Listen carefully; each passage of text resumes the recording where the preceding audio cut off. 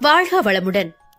Hi சகோஸ், இதயம் மீட்டும் மெல்லிசை போல உங்கள் மனதை மயக்கப் போகும் எழுத்தாளர் தீபா பாபு அவர்களின் கற்பனை சிதறல்களுக்குள் நம் பயணத்தை தொடங்கலாமா? அத்தியாயம் 14. ஜோதி சம்மதம் தெரிவித்தவுடனேயே தன்னுடைய பாட்டி அலமேலுவின் அணுகுமுறையால் எவ்வித பிரச்சனையுமின்றி அனைத்தும் தன் விருப்பம் போல சுபமாக முடிந்துவிட்டது என நிம்மதியடையும் நேரம் அவர் நிறைமதியை கன்னத்தில் அறைந்து கோபமாக பேசவும் மிகவும் வருத்தத்திற்கு ஆளானான் மன்வந்த். தவறு தன்மீதும் இருக்கிறது எனும் பொழுது அவளை மட்டும் தண்டித்தால் அவளுக்கு இன்னமுமே தன் மீது வெறுப்பு ஏற்பட்டு விடுமே என்று தவித்தவன் மெல்ல வாய் திறந்தான். அத்த, தப்பு நடந்ததுல நானும் தான் சம்மந்தப்பட்டிருக்கேன், நீங்க அவளை மட்டும் என்று மேலே வார்த்தைகள் வராமல் அவன் தயங்கி நிறுத்த அவனிடம் திரும்பிய ஜோதி, இவ்வளவு சீக்கிரமா உண்மையை ஒத்துக்கிட்டதுக்கு ரொம்பவும் சந்தோஷம்ப்பா. இவன் மேல உனக்கு கோவம் வந்திருந்தா அதை நீ எங்கள்கிட்ட தெரியப்படுத்தி இருக்கலாம், இல்லனா வீட்டுல பெரியவங்கள்ட்ட பிரச்சனைய முறையிட்டு இருக்கலாம்ல. அதை விட்டுட்டு இப்படி செஞ்சுட்டியே. உன் வீட்டுல வந்து வாழ்றதுக்கு இவளுக்கு விருப்பம் இல்ல, இவளை உங்க வீட்டு மருமகளா ஏத்துக்கிறதுக்கு உங்க வீட்டுல உள்ளவங்களுக்கு விருப்பம் இருக்காது. இப்படி இருக்க சூழ்நிலையில உங்க 2 பேரோட வாழ்க்கையையும் இந்த மாதிரி ஒரு கட்டாய பந்தத்துல திணிச்சிட்டியே என ஆற்றாமையோடு அவனிடம் வருத்தத்துடன் சலித்தார் அவர். பதில் எதுவும் சொல்ல முடியாமல் அவன் லேசான முகச்சிவப்போடு தலைகுனிந்து நிற்க அலமேலு பேரனுக்காக எதையும் பேச முயற்சிக்கவில்லை. அவருக்குமே அவன் செயலில் கோபம்தான் எழும் பொழுது எப்படி அவனுக்கு ஆதரவாக பேசுவார்? நளினிதான் முன்வந்து மகனுக்காக பேசினார். சரி விடுங்க அண்ணி, அத்தை சொன்னது மாதிரி முடிஞ்சு போனதை கிளற வேண்டாமே. கடவுள் இவங்களதான் வாழ்க்கையில தம்பதியரா இணைக்கணும்னு தீர்மானிச்சு இந்த மாதிரி ஒரு விளையாட்டு நடத்தி இருந்தா யாரால அதுல இருந்து தப்பிச்சு வர முடியும்? நீங்க மதிய பத்தி ஒன்னும் கவலைப்பட வேண்டாம், அவளை நாங்க நல்லா பாத்துக்கிறோம் என்றார் ஆறுதலாக. ஜோதி எதுவும் பேசாமல் அமைதியாக முத்துக்குமார் தான் அனைவரையும் கலைந்து போக சொன்னார். சரி, இங்க வந்து 1/2 மணி நேரத்துக்கு மேல ஆயிடுச்சு. வீட்டுல ரிலேட்டிவ்ஸ் இருக்கும்போது நாம இந்த மாதிரி தனியா குடும்பமா வெகு நேரம் பேசிக்கிட்டு இருந்தோம்னா அவங்களுக்கு ஏதோ மாதிரி இருக்கும், தேவையில்லாத பேச்சுக்கு தான் வழிவகுக்கும். நம்ம கீழே போலாம். ஜோதி, நீ மதிய அவளோட ரூம் கூட்டு வா என்று மனைவிக்கு உத்தரவிட்டு விட்டு வெளியே சென்றார். அவர் கூற்று சரியே என அனைவரும் மன்வந்தின் அறையிலிருந்து வெளியேற இவன் மட்டும் யோசனையோடு தன் கட்டிலில் அமர்ந்தான். கொஞ்ச நேரம் தூங்கி எந்திரி, முகமெல்லாம் செவந்து கிடக்கு. இப்படியே கீழே வந்தனா கேக்குறவங்களுக்கு நம்மளால பதில் சொல்ல முடியாது என்றார் ஜோதி அலுப்புடன். அம்மா, இங்கே கூட உட்கார்ந்துருங்களேன், நான் உங்க மடியில கொஞ்ச நேரம் படுத்துக்கிறேம்மா என அவர் மடியில் தலை சாய்த்தாள் நிறைமதி. மகளின் வாழ்வு இப்படி ஒரே நாளில் திசை மாறிவிடும் என கற்பனையில் கூட எண்ணி பார்த்திராதவருக்கு அவளின் நிலையை எண்ணி கண்ணீரும் கவலையும் ஒருங்கே தோன்றியது. அண்ணே என்று அவர் தோள் தொட்டு அருகே அமரும் நளினியை கண்டு வேகமாக கண்களை துடைத்தவர், சொல்லுங்க நீ என்றார் அமைதியாக. அத்தையின் குரலில் மூடியிருந்த இமைகளை மலர்த்தினாள் மதி. அவள் கண்ணங்களை வருடி, சாரிடாமா, மனுவுக்காக நான் உன்கிட்ட மன்னிப்பு கேட்டுக்கிறேன் என்று நளினி வருத்தத்துடன் கூற வேகமாக எழுந்தமர்ந்தவள் அவர் தோளில் சலுகையுடன் தலை சாய்த்து கொண்டு, நான் உங்களை நம்பி மட்டும்தான் அந்த கல்யாணத்துக்கு சம்மதம் சொல்லியிருக்கேன் என்றாள் மீண்டும் பிறந்த அழுகையோடு. கண்டிப்பாட தங்கம், எனக்காக இல்லைனாலும் அந்த வீட்டுல உன்னோட சுயமரியாதைக்காக நான் நிச்சயம் போராடுவேன். நீ என்ன நம்பி தைரியமா வா, மனுவை உன்னை நல்லா பாத்துக்குவான் என்று மகனுக்காகவும் சேர்த்து வார்த்தைகளை விட்டார் மாமியார். வெடுக்கென்று நிமிர்ந்தவள், நீங்க உங்க வர சொல்றீங்களா? அதோட விட்டுடுங்க, உங்க மகனுக்காக ஒண்ணு என்கிட்ட சிபாரிசு செய்ய வேணாம் என முகத்தை திருப்பிக் கொண்டவள், சரி சரி, நீங்க 2 பேரும் கிளம்புங்க, நான் தூங்குறேன் என்றாள் உர் என்று. அழகை மூடிலிருந்து கோபித்துக் கொள்ளும் மூடிற்கு மாறிவிட்டவளைக் கண்டு இரு பெண்மணிகளுக்கும் லேசான புன்னகை பிறக்க சிறிது நிம்மதியுடன் எழுந்து அரைக்கதவை சாற்றிவிட்டு வெளியேறினர். ஜோதிக்கு இன்னமுமே நளினியின் வீட்டிற்கு மகளை வாழ அனுப்புவதற்கு சிறிதும் விருப்பமே இல்லை. வேறு வழியின்றி மனதில் இருக்கும் சஞ்சலத்தோடுதான் சம்மதம் தெரிவித்தார். அத என்ற குரலை கேட்டு தன் சிந்தனையிலிருந்து வெளிவந்தவர் திரும்பி பார்க்க தன் அறை வாயில் நின்று மன்வந்த் தான் அவரை அழைத்திருந்தான். உங்ககிட்ட கொஞ்சம் பேசணும். அம்மா, நீங்களும் வாங்க என இருவரையும் உள்ளே அழைத்தான். நெற்றி சுருங்க ஒருவரை ஒருவர் திரும்பி பார்த்து கொண்டே பெண்கள் இருவரும் அவன் பின்னே சென்று அவன் காட்டிய இடத்தில் அமைதியாக அமர்ந்தனர். அவனுடைய மௌனம் உணர்ந்து ஜோதியே, என்னப்பா என்று கேட்டார். சட்டென்று அவர் கரங்களை பற்றி கொண்டவன், மன்னிச்சிடுங்க, வெறும் வாயால வார்த்தைகளால மட்டும் கேக்குறது நான் செஞ்ச தப்ப சரி பண்ணிடாது. இருந்தாலும் எனக்கு வேற எப்படி என்ன உணர்த்துறதுன்னு புரியல. ஆனா பிளீஸ், சாரி, என்னை மன்னிச்சிருங்க என்றான் தவிப்புடன். மனுவிடம் இப்படி ஒரு மாற்றத்தை எதிர்பாராதவர் உண்மையில் திகைத்துதான் போனார். சிறு வயதில் அவன் மதியிடம் நடந்து கொண்டதை வைத்து அலமேலுவை போல அவனும் அதிகார அகங்கார குணம் கொண்டவன் என்று நினைத்தே அவனை கற்பனையில் கூட தன் மகளுக்கு ஜோடி சேர்க்க எண்ணி இராதவர் ஜோதி.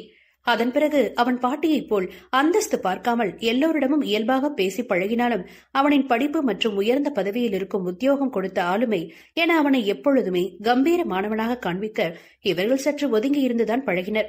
நளினி யோகியிடம் பழகுவதைப் போல் இவர்களால் அவனிடம் மனம் ஒன்று முடிந்ததில்லை. அதனாலேயே மகளின் செயலில் முதலில் கோபப்பட்டு அவளை அடித்து விட்டிருந்தாலும் அதன்பின் அவளை நிலை புரிந்து அவளுடைய எதிர்கால வாழ்வை எண்ணி அவருக்கு கலக்கமாக இருந்தது. இப்படி ஒரு சூழ்நிலையில் அவன் தன் நிலை இறங்கி வந்து கேட்ட மன்னிப்பு ஜோதியை வாயடைக்க செய்துவிட்டது. என்னத்தை எதுவுமே சொல்ல மாட்டேங்கிறீங்க? ஒருவேளை உங்க மகளை எனக்கு 2ஆம் தரமா கொடுக்க வேண்டியிருக்கேன்னு சங்கடமா இருக்கா என்றான் பட்டென்று. நளினி அதிர்ந்து மனு என கரகரத்த குரலில் அழைக்க ஜோதியோ அவன் வார்த்தைகளில் பதறிவிட்டார். நிமிர்ந்தவரின் விழிகளில் அவனுடைய முகச்சிவப்பு விழ இம்முறை வேகமாக தான் அவனின் கரத்தை பிடித்துக் கொண்டவர், நீயே இப்படிலாம் பேசுற மனோ? நீ இந்த வீட்டு பையன், உன்னை யாரும் ஒரு குறை சொல்ல விட மாட்டோம். அப்படிப்பட்ட நாங்க உன்னை குறைவா மதிப்பிடுவோமா? உன்னோட முதல் திருமண வாழ்க்கை குறிச்சு எங்களுக்கு எந்த கவலையும் இல்ல. சொல்லப்போனா அதுல உன்னுடைய பெருந்தன்மையான குணத்தை தான் எல்லாருக்கும் நிரூபிச்சிருக்க என்றார் ஆறுதலாக. அதில் தெளிந்தவனின் முகத்தில் நிம்மதி குடியேறியது.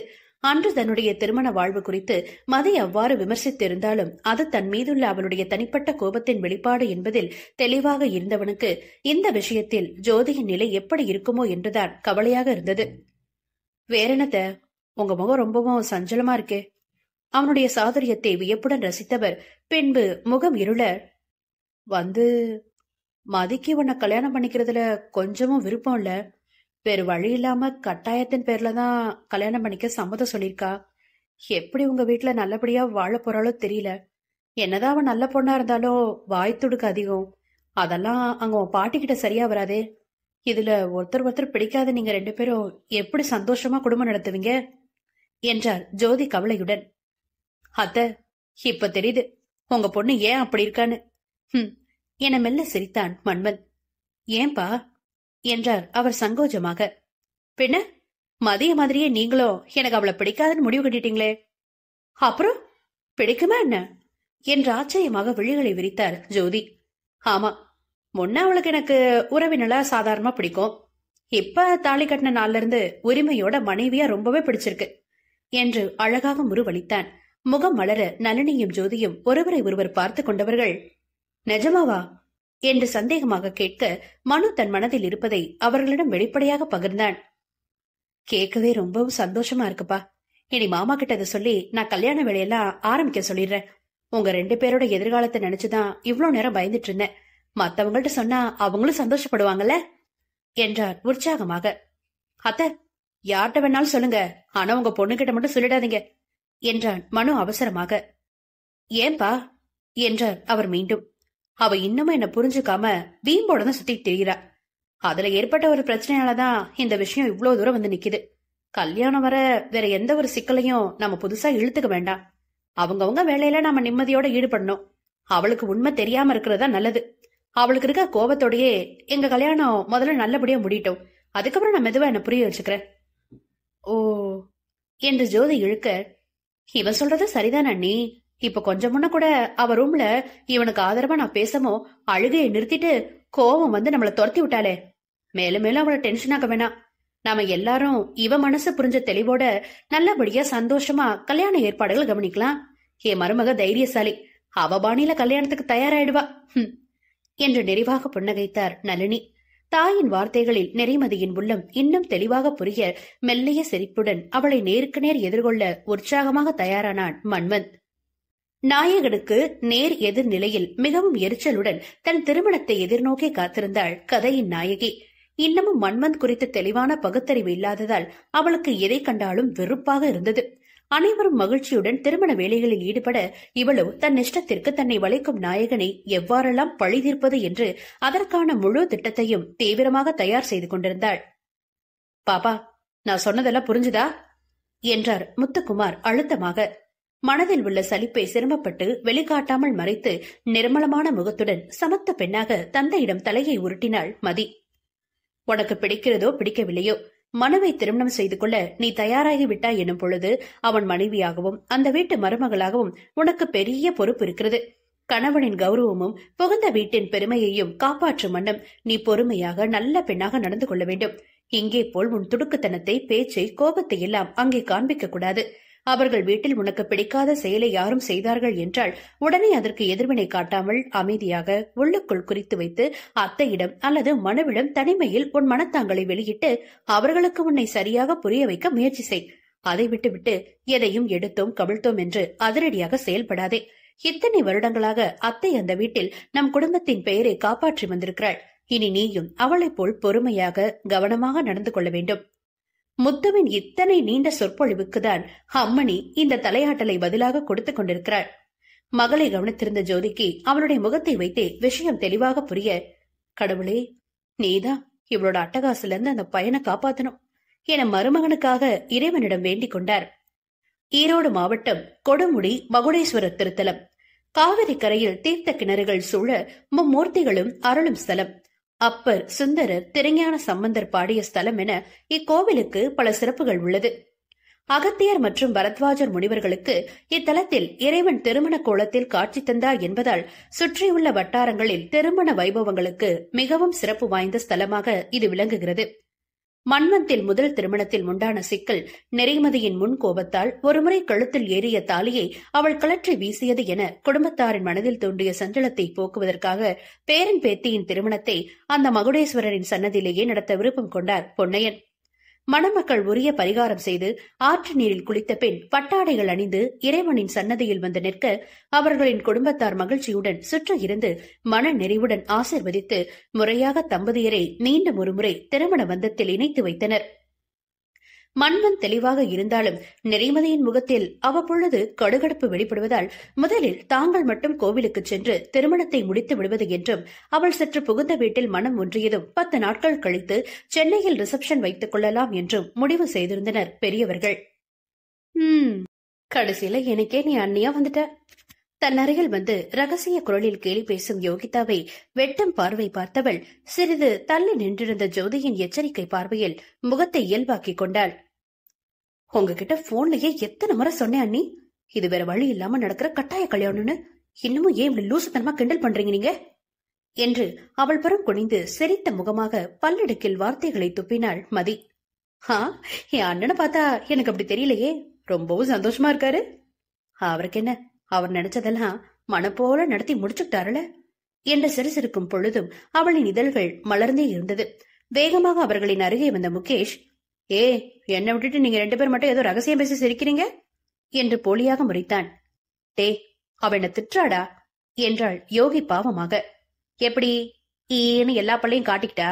நான் நம்ப மாட்டேன். ஆடப்பாவி, சத்தியமாடா என அவன் தலையில் ஓங்கி அடிக்க கையை தூக்கி கொண்டு யோகிதா முகேஷை நெருங்க, பொய் சத்தியம் செஞ்சு ஆயில குறைச்சிடாத என்று அங்கிருந்து தெரித்து ஓடினான் அவன். அண்ணி, அவனுக்கு உங்க பேச்சுல துளியும் நம்பிக்கையே இல்ல என கலகலவென்று நகைத்தாள் நெறிமதி. யோகியின் கணவர் கார்த்திக்கிடம் எதையோ பேசிக் கொண்டிருந்த மன்வன் மனைவியின் சிரிப்பில் கவனம் கலைந்து திரும்பி அவளை ஆர்வத்துடன் பார்க்க தன் அறையில் நின்றிருந்தவனிடம் அசைவை உணர்ந்து அவன் புறம் விழிகளை திருப்பியவளின் முகமோ மீண்டும் இறுக்கத்தை பூசிக்கொண்டது. அதை கண்டு பருவம் முடிச்சிட சில நொடிகள் அவளை ஆழ்ந்து நோக்கியவனின் இதழ்கள் மர்ம புன்னகையில் வசீகரமாக விரிந்தன. அன்றிரவு மதியை அலங்கரித்துக் கொண்டிருந்த அறைக்கு வந்து, அதென்ன உங்க ஊர் ஜோசியர் இப்படி நேரத்தை குறிச்சு கொடுத்திருக்காரு?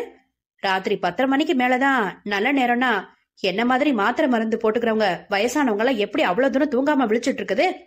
இவ புத்தியில நல்லா உரைக்கும்படி என் ஒருத்தியால மட்டும்தானே இங்க இவளுக்கு சரியான அறிவுரை கூறி ரூம்க்கு அனுப்பி வைக்க முடியும் என சன்ன எரிச்சலுடன் படபடவென்று புரிந்து தள்ளினார் அலமேலு. அதுதான் எனக்கும் நல்லது கிழவி. உங்களை எல்லாம் வச்சுக்கிட்டு நான் என்னோட இஷ்டப்படி முதலீர் வரைக்குல போக முடியுமா? எப்படியோ உன் வேலை எனக்கு சுலபமா முடிஞ்சிருச்சு. இன்னமும் அம்மாவையும் அத்தையும் மட்டும் ஏதாவது திட்டம் போட்டு இங்கிருந்து மெதுவா கீழே அனுப்பிச்சிடணும். அவள் முகம் பார்த்து, என்னடி அவ்வளவு தீவிரமா யோசிச்சுட்டு இருக்க என்றார் அவர் சிறு நொடிப்புடன். எல்லாம் உங்களை பத்தி தான் பாட்டி. மாத்திரை போட்டுட்டு இருக்கவங்க எதுக்காக அப்படி பதட்டப்படுறீங்க? எனக்கு என்னெல்லாம் அறிவுரை சொல்லணும்னு நினைக்கிறீங்களோ அதை இப்பவே தெளிவா சொல்லி விட்டுருங்க. நான் சமத்து பொண்ணா கேட்டுக்கிறேன் என்றாள் நெறிமதி மிகவும் பணிவுடன். அவள் மீது நம்பிக்கை இல்லாமல் அவர் கண்கள் இடுங்க நோக்க, என்ன பாட்டி என்று மேலும் அப்பாவியாக புன்னகை புரிந்தாள் பெண். லேசாக பெருமூச்செறிந்தவர் தனக்கும் வேறு வழியில்லை என்பதால் தன் மனதில் இருப்பதை அவளிடம் அதிகாரத்துடன் சொல்லிவிட்டார். இங்க பார், நீ வேற எதுவும் செய்ய வேணாம். சரியா அடுத்த 10வது மாசத்துல எனக்கு ஒரு கொள்ளு பேர்ன பெத்து தவிர்த்துரு, அவ்வளவுதான். என்ன புரியுதா என்றார் அதட்டலாக. முகம் மாறாமல் காக்க மிகவுமே சிரமப்பட்டு விட்டாள் நிறைமதி. கிழவி, 10 மாசத்துல பிள்ளை வேணுமா உனக்கு? அவ்வளவு தாமதம் எதுக்கு? அடுத்த 6 மாசத்துல சீக்கிரமா குறப்பிரசவத்துல எலி குஞ்சா ஒரு பிள்ளைய பெத்து தரேன். நல்ல ஆசை தீர மடியில போட்டு கொஞ்சு என உள்ளுக்குள் எரிமலையாக வெடித்தாள் அவள். அலமேலுவின் வார்த்தைகளில் அங்கிருந்த மற்ற பெண்களின் முகத்தில் இளநகை பூக்கும் நேரம் மகளின் குணம் அறிந்த ஜோதிதான் மெதுவாக அவளின் உள்ளங்கையை சுருண்டினார். என்ன பதிலையே காணோம்? இல்ல, நீங்க பட்டுன்னு இப்படி கேட்கவும் ஒரு மாதிரி ஆயிடுச்சு என்று வெட்கப்படுவதைப் போல் தலை குனிந்து அவசரமாக சமாளித்தாள். சரி சரி, என் பேரன் சொல்படி கேட்டு புத்திசாலியா நடந்துக்க பாரு என அறிவுறுத்து விட்டு வெளியேறினார் அலமேலு. அவரை தொடர்ந்து நவநீதமும் பேத்தியை ஆசையுடன் ஆசீர்வதித்து விட்டு கிளம்ப திரும்பி ஜோதியையும் நளினியையும் யோசனையோடு பார்த்தாள் நாயகி. ஏமா, அலங்காரம் தான் முடிஞ்சிருச்சே, இன்னும் 1 மணி நேரம் இருக்குல்ல. நீங்களும் அத்தையும் இங்கிருந்து என்ன செய்ய போறீங்க? அதான் யோகிதானி எனக்கு துணையா இருக்காங்கல்ல, நீங்களும் போய் நேரமா தூங்க வேண்டியதானே என நைச்சியமாக பேசினாள். இல்ல, அவ சின்ன பொண்ணு என்று ஜோதி தயங்கவும் கலகலவென்று நகைத்தாள் மதி. அண்ணி, 3 வயசுல பெண்ணை பத்து வச்சிட்டு இருக்கீங்க, உங்களை இன்னும் என் அம்மா பொறுப்புள்ளாத சின்ன பொண்ணுன்னு சொல்றாங்க என யோகிதாவை சீண்டினாள். ஏய், நான் எங்கடி அப்படி சொன்னேன்? நீங்க சொன்னதுல கிட்டத்தட்ட அந்த அர்த்தம் தான் வருதுமா என்றாள் அவள் மேலும் அடக்க முடியாத சிரிப்புடன். ஜோதி குழம்ப ஆரம்பிக்க, நிரு, அத்தை அப்படிலாம் சொல்லல, நீ சும்மாரு. அம்மா, நீங்க 2 பேரும் முதல்ல கிளம்புங்க, நான் நேரம் பார்த்து இவளை அண்ணாவோட ரூம்குள்ள போய் சரியா அமுச்சு வச்சிடறேன் என்று தானாக வலிய வந்து பலியாடாக களத்தில் இறங்கினாள் யோகிதா. நிறைமதியின் முகத்தில் தெரிந்த வெற்றி சிரிப்பில் ஏமாந்து, சரி, நம் பெண்ணிற்கு ஏதோ புத்தி வந்து தன் வாழ்க்கைக்கு தயாராகிவிட்டால் போலிருக்கிறது என்று நம்பி அவ்விடம் விட்டு அகன்றனர் அவர்கள். ஒரு பெரிய அடாவடிக்கு தயாராகும் நிறைமதிக்கு மன்மந்தின் பதிலடி என்னவாக இருக்கும் என்பதை தெரிந்து கொள்ள நாளைய பதிவிற்கு காத்திருங்கள். நட்புகள் எல்லாரும் நம்ம சேனலை மறக்காம சப்ஸ்கிரைப் பண்ணுங்க. கதையை கேளுங்க, லைக் பண்ணுங்க, கமெண்ட் பண்ணுங்க, பிடிச்சவங்க ஷேர் பண்ணுங்க. நன்றி.